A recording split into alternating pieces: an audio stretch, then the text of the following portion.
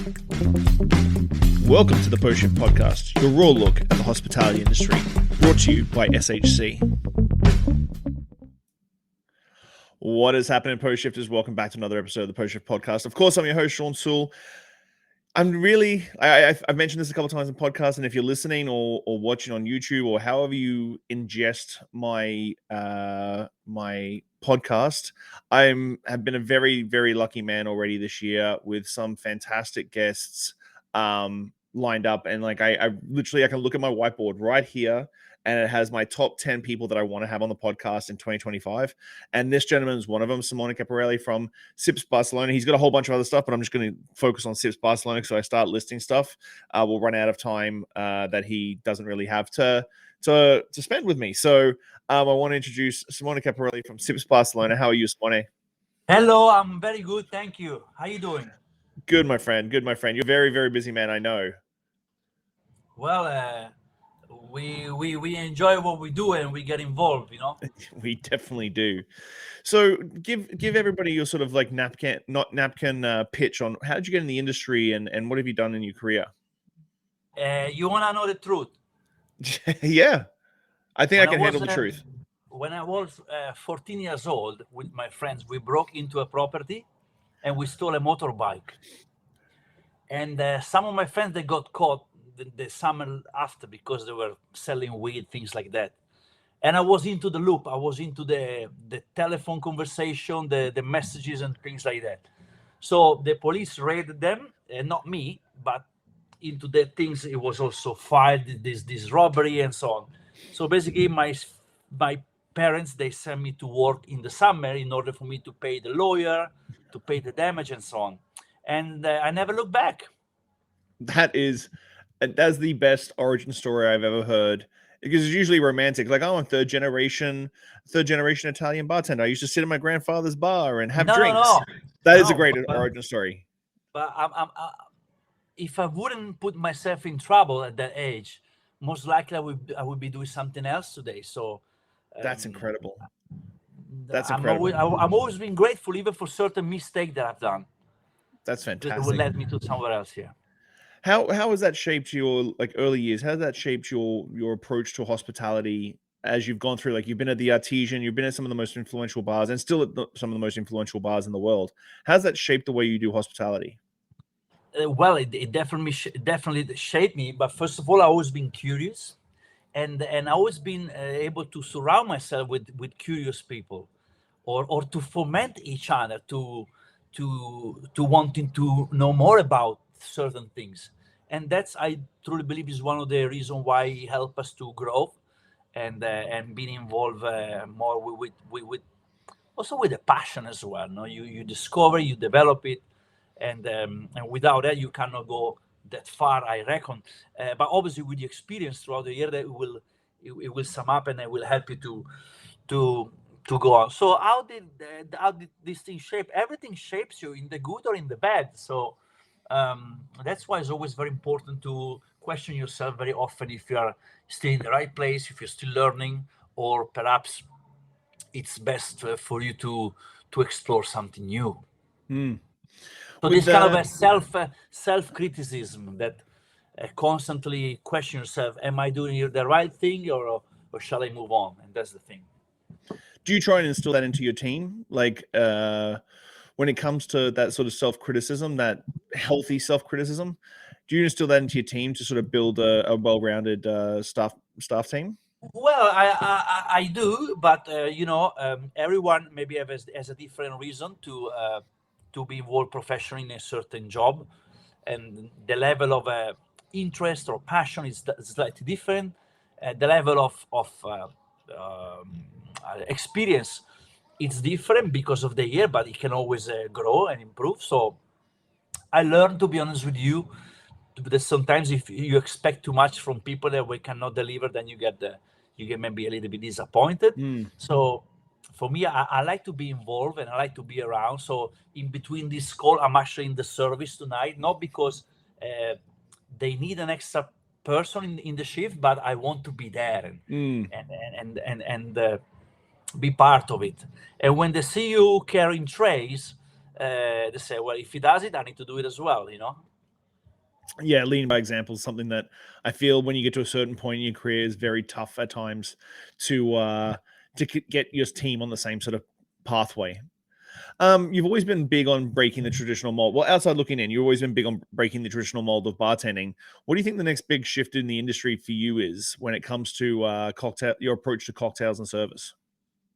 Well, there's no specific starting point, but let's say I speak for on behalf of SIPS. Okay, Mm-hmm. and when it comes to drink, we look for taste, respect of the raw materials, or really to praise and take the most out of it, the ingredient. And when it comes to the hospitality part or the service part, which obviously hospitality and service are two different things, but they combine together very well. People need to enjoy it. Not necessarily they will understand everything, but as long as they enjoyed it, you know, it's like a song. You know, there are many songs of, let's say, in English or in other language that are very popular in other countries where people not necessarily understand what these songs say, but they enjoy it, they dance on it. You know. And a drink should be, or an experience should be exactly like that. Not everyone is interested if you clarify things or if you ferment, but everyone can still enjoy it if you're capable to deliver it and make them understand the purpose of it, the enjoyment of it. So Sips was your first place that you opened and owned, correct? Beg your pardon? Sips is the first place you've opened and owned? Like open as your own, yeah. Yes, and when I say by my own, it's not just me, but it's also Mark Alvarez, who is my business partner. So when you did that, you've obviously got the international recognition, and we can have a whole conversation about awards and international recognition. What was the biggest challenge when it was coming to open up SIPS to create a concept that ambitious? Well, the biggest challenge was to let the rest of the team understand what SIPS is. In order for them to understand the identity, and then for them every effort they were doing it was be able to be applied and absorbed by SIPS. So I know it can sound very poetic, but one of the other challenges is the fact that you are pushing 40 years old, the team is 25 years old, and but you gotta be there more than them in order for them to not to feel convinced and not obliged to row in the same direction. So as you've sort of reimagined the whole cocktail experience at SIPS, and I've seen some other concepts pop up since SIPS has come out with no bar counter, no traditional setup. How did you land on that idea? And when guests come in, do they do they know what you're going for, or is it something that needs to be like stepped through? Well, it needs to be stepped through sometimes. For example, as you mentioned, we don't have a bar counter. We don't have a physical bar counter that everyone is used to find or recognize. It's an open space where there's a center station where two bartenders work facing each other, and they expedite the drinks. So you can literally walk around the area where the team is making drinks. Now, when imagine the bar is full of people, there's a key outside, and some guests insist to get in, but there's no available space, and they say, "Well, can we just stay at the bar?" And then you need to say, "Well, we don't have a bar." So most of them think that you are taking the piss, and that's fun. But ultimately, by deleting the bar, let's say, we gain much more freedom in service, in attention to detail and execution of things at the table.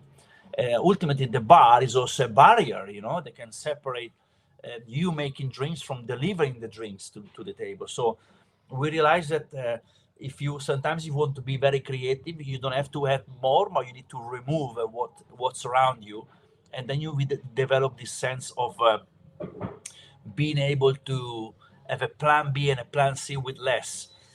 In fact, it's more easy. The simplicity becomes very difficult things today, you know. How would you classify your cocktails at SIPS when it comes to there's the minimalist movement coming through? Obviously, there's the very experiential style of cocktails. Where does your sort of cocktail style sit for people who haven't been? Do you want me like to mention certain drinks, or Yeah, what you? let's do it. Well, we generally start with, first of all, we ask the preferences of the guests, if they have any preferences in terms of spirits, in terms of flavor, any allergies, of course, or things they would like to avoid. If somebody asks for a refreshing, easygoing drink, we can perhaps go through the iconic drinks. I mean, when I say iconic, seems like the place has been open for 30 years, which is not. But the signature drink, like the millfuls, which is the layers of very thin layers of ice with lemon leaves, is super elegant. Or the chromatic comes with pearls of different ice, and the crypta. But ultimately, there is we invest a lot in the dialogue between the guest and the person that take care of the table, the waiter or the waitress. And ultimately, you are a street bar. You're not a hotel bar, so Mhm. you can still add that affordable luxury to the experience. So when it comes to the business of bars, because I think that sometimes the hard thing is you're a very high concept bar. How do you balance out on a personal level the business of the bar as well as that creative side and like working with the team and the culture? Well, you mean around the different colleagues? No, like just the back end business of the bar. Like, are you making money? How do you sort of balance out the business Yeah. money side of the bar? Look, when we decided to open SIPS, we wanted to do a small space. In fact, SIPS takes only 35 people. Now, a bar with 35 people, you will never be able to serve 400 people a day, Mhm. You would generally go around 170, 190 people. More like 170 right now, because we have extended the seating time to do less people, but more experience, more time. Mm. So we knew from day one that we would never get rich from it. And also considering the fact that the details we put on are very intense for a street bar. Consider that we go at least 15 times to each table during the drinking experience. The staff cost is quite high. It goes around to the 30%. The beverage cost is controlled, but ultimately we are still capable to extract a 7, 18, 19 of profit. But Mhm. again, we knew from day one that SIPS was not built or thought for us to retire soon and make a lot of money, but instead to use as a window to express our idea, to make people happy, and then eventually that would have been a starting point for side project, which is actually. Mm. So So ultimately, you need to know why you want to open a bar, and if you want to do it just for money, or just to as a launching pad mm. for other things. So Barcelona has become a ridiculously popular city in a very, very short amount of time. How have you seen ships shaping the future of the city's bar scene? Well, I think that SIPS, alongside other bars, which were open pretty much in the same time from foreigners like me, um, made everyone else realize that Barcelona is a city, first of all, that welcomed small entrepreneurs, is a city enough curious to support your concept. Mm. It's international, it's young, it's not a metropolis that people feel stranded and isolated. So, or lonely, like let's say I lived in London, I can feel there's a huge difference about these human values. So it's literally it's a beautiful place to start something. And also for a business point of view, certain operational costs are way more human than big cities. So it's really inviting to make a business here. And then around us, everybody increased the prices after we opened. So because it was kind of maybe an analysis of the market of the neighborhood. So and then so we raised the prices as well. So now it's pretty much you can have a similar drinks to a decent price, yes, but not crazy price. Was that the reason you chose Barcelona? Because you were based in London for a very long London, time. yeah, Yeah, and yeah. you're from Italy. But so what drew you to Barcelona in the first place? Yeah, it's a city that really foments your head to do something new, to be creative. You walk around, you see this building, the architecture, The strength of the gastronomy here, it's huge. It's huge. So it's literally is a city that, despite the fact it's really cool, for me it feels like that there's something that pushes you to do things here, you know. Mm. And there's a lot of craft, there's lots of artisans. So you speak directly with the makers of the glassware, with the makers of people that can make silicone molds for you to do Oh, to do wow. ice and so on. So yeah, there are no agency, there are people here, you know. That's very cool. So tell us what made you, what drew you to do taking over Boadas? My love story. Because this is a fantastic story, Okay. and like what was the driving force? Because again, as you said, like you love SIPS, it was very high concept, love, and then you take over Boadas that's 100 and something years old. Yeah, so in 2008, I was in Lake Como, that's where I'm from, and there was a bartender doing a throwing technique for a Bloody Mary, something that I've never seen in my life. And he explained me a little bit of that. Kind of forgot about it. Then I went to London. My first teacher, my first mentor, Esther Medina Cuesta, this bar lady, she was my boss, and she had a pin on the jacket. And I said, "What is this pin?" I said, "This is a pin from Boadas." I said, "What is Boadas?" It's a beautiful cocktail bar in Barcelona where they brought from Cuba the throwing technique, and she's the one that actually taught me to do the throwing. So she said, "Well, if you go to Barcelona for holidays, you must go to Boadas." Guess what? I went to Boadas, and I entered the Boadas, and I met. Was it 2010 actually? I met the daughter of the founder, Maria Dolores Boadas, and now she passed away a few years ago. And I had a few drinks from there, and I fell in love. And from that moment, there was a window in my heart that was always open about it. And then I met the owner after her, Geronimo. And 7 years ago, 7 years ago, we started this very romantic negotiation of love and hate. I want to sell it. I don't want to give it to nobody. But he said, the only person I want to give it's you eventually. But I didn't have the money back then. I said, well, thank you. I need to wait. And if you want to wait for me, I'll be glad. And so he did. He waited. And 2 years ago, we acquired the majority of the business. Wow, that is a love story. He It is a waited love for you. story. That's a love story. Because How when we acquired the business, it was August during the holidays, so it was closed. And I used to go there at night, having the keys at the bar completely closed, and just in the middle, just looking at the wall and think. I didn't even touch nothing. I just was thinking. It was a meditation for me. It was beautiful.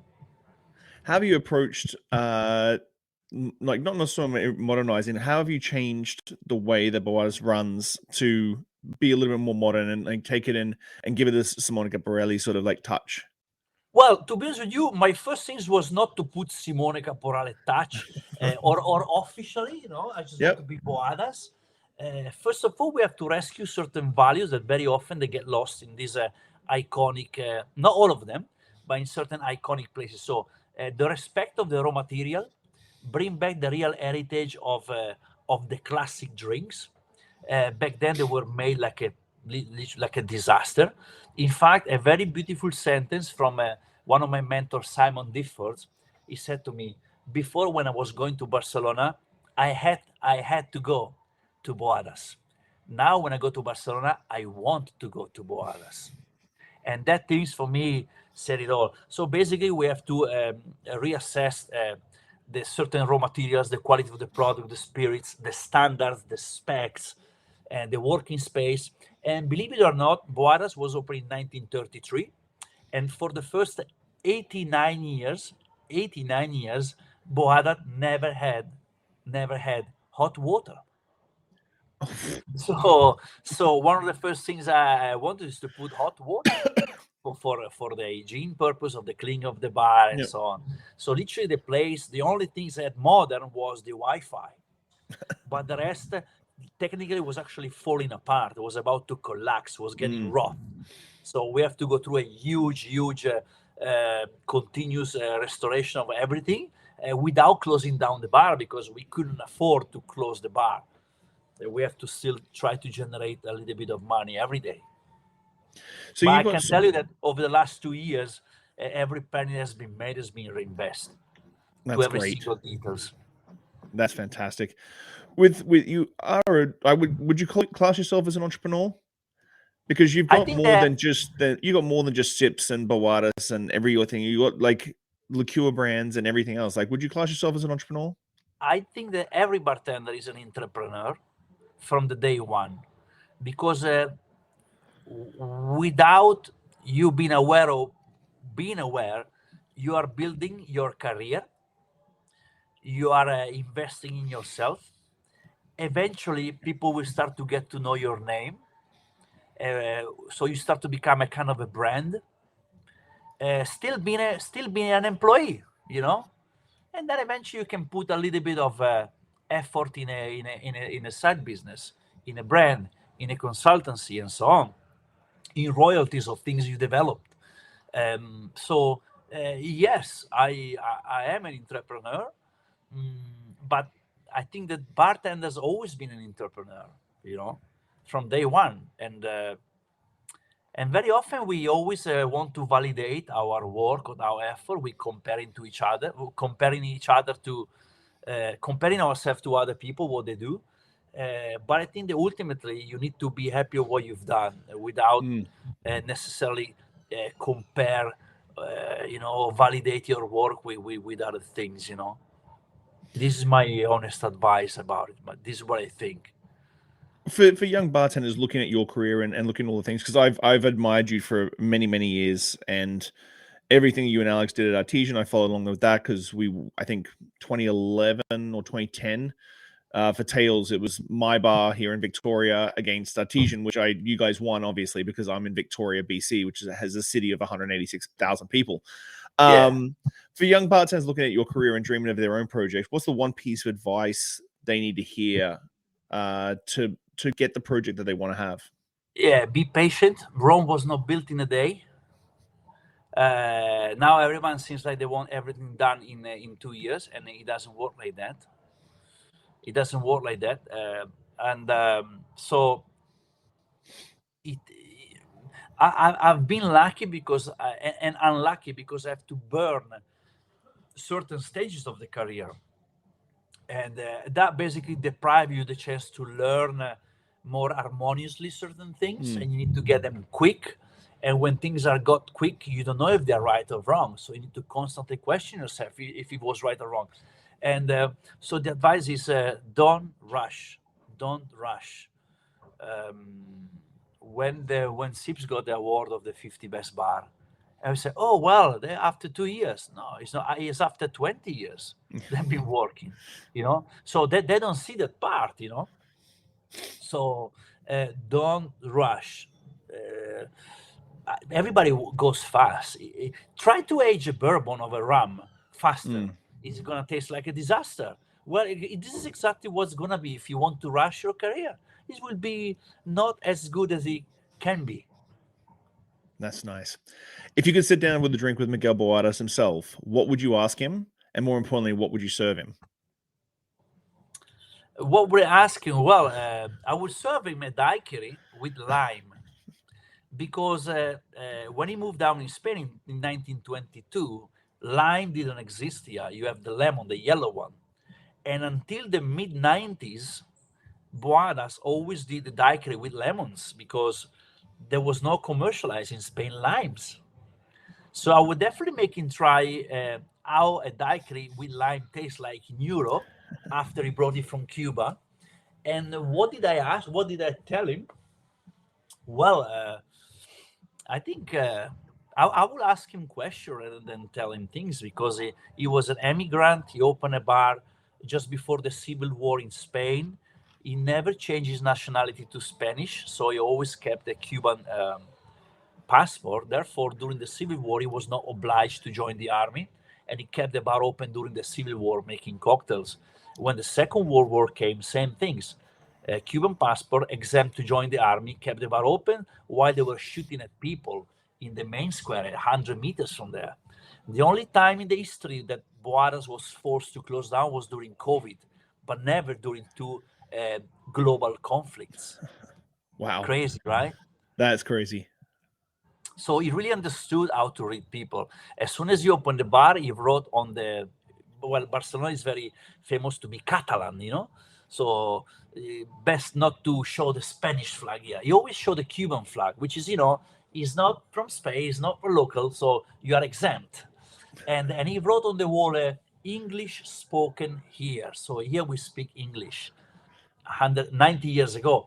That was a visionary. I found some magazine from the 1930s where he was advertising cocktail catering service in houses for parties. Yeah. So 1931, even before you opened the bar. I have a few copies. Beautiful. That's It was insane. a visionary. It was a visionary. Is there a Boadas book coming down the pipeline then? Is there a Boadas history book coming down the pipeline from you? Boadas has been self-publishing book until the early 90s. We have original copies. Nowadays, to be honest with you, the book is very romantic, but I would rather go more digital in order for people to... again, it's nice to gift a book, but you never know if people actually read it or not.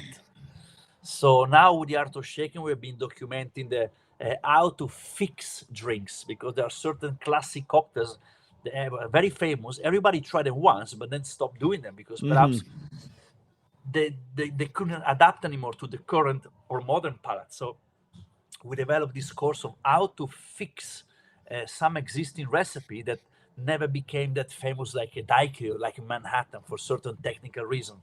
So it's not to say I made my own book, but I rather put my effort in something more tangible and something more immediate in terms of feeling. As we were talking before I got you on there in the green room, you're extremely busy. You're in between service. You're about to start service, right? No, the service has started 2 hours ago. Okay, and now we have a new floor manager. She has been working at the 11 Madison Park in New York. Oh, nice. And she has been working in London in the Claridge's. And we said, we said to her, we want you to come here and we want to learn things from you that we never knew. And we want to implement things that we don't know, but we still believe they're important to have. Oh, that's a cool... I've read a lot about 11 Madison Park, their little touches, their little signals, and just their backstories on guests and stuff. It's incredible. So, as a busy gentleman, what is your plan for the next 6 to 12 months? What have you got on the books? Oh, for the next year, well, I will travel basically every week. It can be a couple of days trip, can be 24-hour trip, can be multiple days, to represent SIPS and Boadas, to do certain activity related to the brands that I co-own, spirits brands or Italian aperitifs. And I won't have many days off, but this is what I love to do. So I'm not checking that much the clock and the days.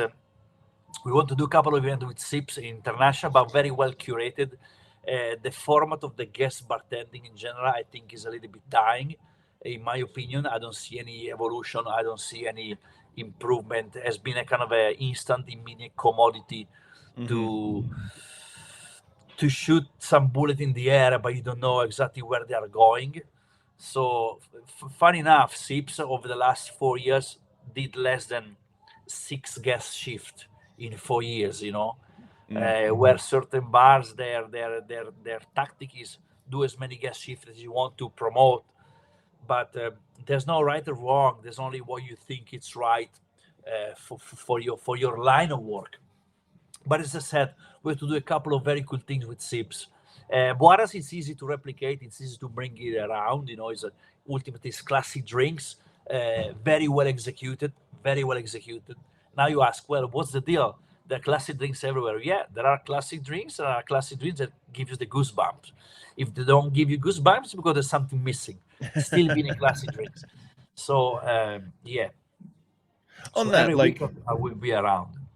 On that, like, as you said, you're going on 40. Been doing this for 20 plus years. I know I'm actually, today is my 28th anniversary in the industry. Oh, wow. Congratulations. Yeah. Thank you. How do you balance out, just what do you do for your mental health? Because outside looking in, everybody always thinks pop-ups and traveling and all that sort of stuff is fun. A lot of the time, it's a lot of airplane time with 6 hours in a city and then back to the airport. How do you balance that out mental health wise? Well, mental health, if you're happy with what you do, you don't suffer. I give priority to certain things and not to other ones.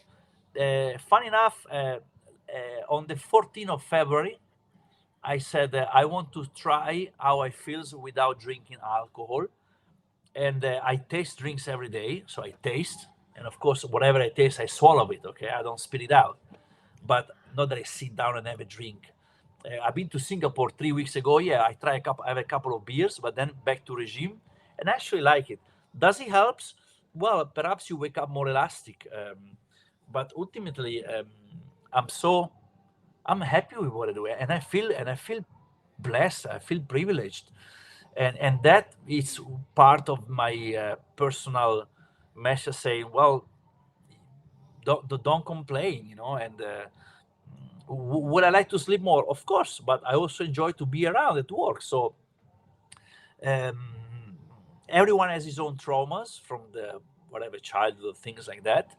It's important to address them and be able to control certain of your pattern of behavior and say, why I'm behaving like this. Then now I know why, so I can prevent it. I can think twice before acting to a certain way or thinking to a certain way. Um, it's an important topic, but it's so personal that there's no specific pattern that you can suggest to everyone. But yes, I think I'm the kind of person that when I get tired of something, when it doesn't excite me anymore, I will say, what, I'm not going to do it anymore. And maybe one day I will say, you know what, I'm done with this. I go to do gardening, for example. I hope it will never happen. But when I lose the romance of what I'm doing, the purpose of things, I just close the chapter. I just close the page. It's a good That's way of it. looking at it. I know you're a Look, busy guy. yeah, no. Well, it's good to be busy, and I met people like this. They praise about mental health. They praise about it. Maybe it's part of the business model. And then when they are hidden and nobody sees them, they do things totally against the mental health. It's your choice. I don't praise. I do what I want to do. Let's say my private life, and yeah, just.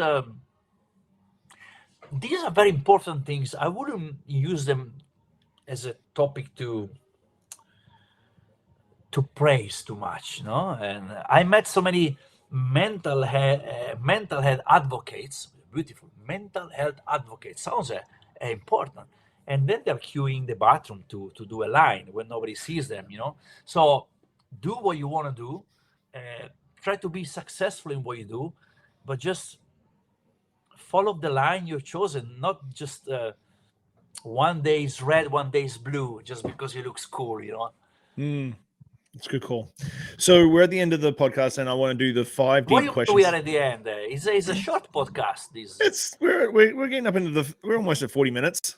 You know why? Because the time goes very fast when I chat with you, which means I'm enjoying a lot. Thank you. You're very welcome. So I do these 5 deep questions for everybody at the end of every podcast, and Yeah. it is what is one lesson of experience that has shaped your perspective the most, and how do you carry that forward in your life?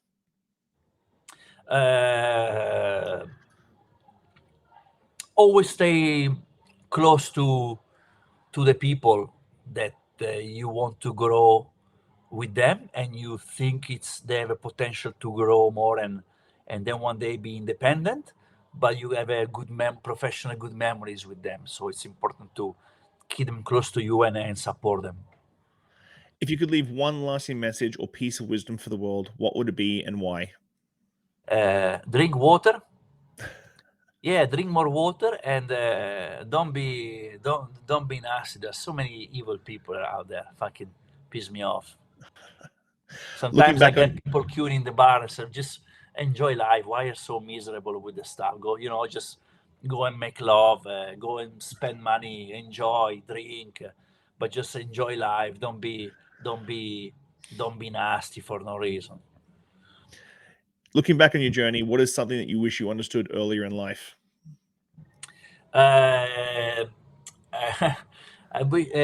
For sure, take more care of my body in terms of sports or diet, and then hey, then we give always priority. Sometimes you prioritize things that in the long term say, well, I wish I could have paid more attention to this or to that or to the private life and so on.